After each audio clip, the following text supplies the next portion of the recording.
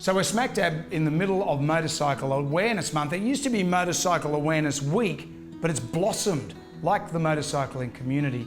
And the Secretary from the Motorcycle Council of New South Wales is Brian Wood. How are you, mate? Great to see you. I'm very well, thank you very much. Sexiest secretary I've ever seen. Yes, gosh. I'd hate to see what other secretaries you've seen. This whole Me Too era now, you know, it's dreadful. So tell me something, mate. We've come a long way since I first met you all those years ago with the Motorcycle Council. I've seen some major inroads in what has happened over the last 20 odd years.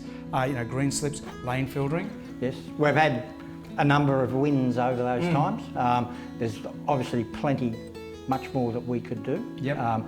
Motorcycle Awareness Month is an opportunity for us to say to drivers, hey, we're out there, you need to watch out for us, because a lot of those multi-vehicle crashes are the result of drivers not actually looking out. Either they're not looking at all, or they fail to see us in time. So we're trying to get a message to drivers that our safety is very much dependent on them looking out for us. And things with lane filtering, that's been in play for some time. How's that working? It's working very well. We've not had any, feedback or anything about any of the disadvantages of it. So I think really it's working quite well. There are people who push the limits. We have had some riders say, I got booked lane filtering, but when you actually check the penalty notice, they've been booked for going over the stop line.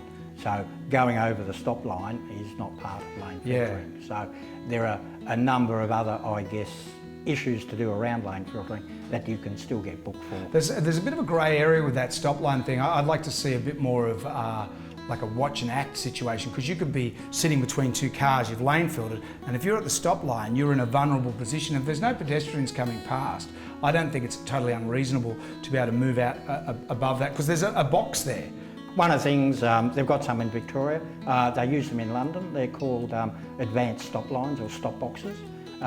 Primarily, well, particularly in London, they're for push bike riders, but motorcyclists share them as well. And the research shows that in London, the push bike riders happily coexist with the motorcyclists. So yes, we would like to see that where you can come down to the front, because yes, if you're in between two cars at the front of the line, if you muff it, stall or something like that, or sometimes you get someone in. We've ever had a taxi run over your foot? Yes. You know, those things hurt. Yeah, we have raised it, and it's among, I guess, a lot of issues that we just continually need to raise as we find time and the opportunity to do so. Great. Well, Brian, thank you for coming in.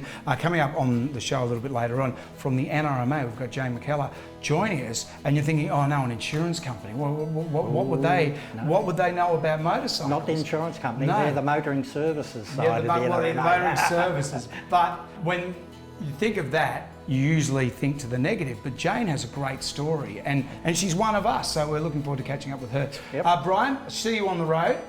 Shiny side up. Yep. Well, hoping to see you at breakfast talk then. I'll be there, mate. Good. I'll be there. Excellent.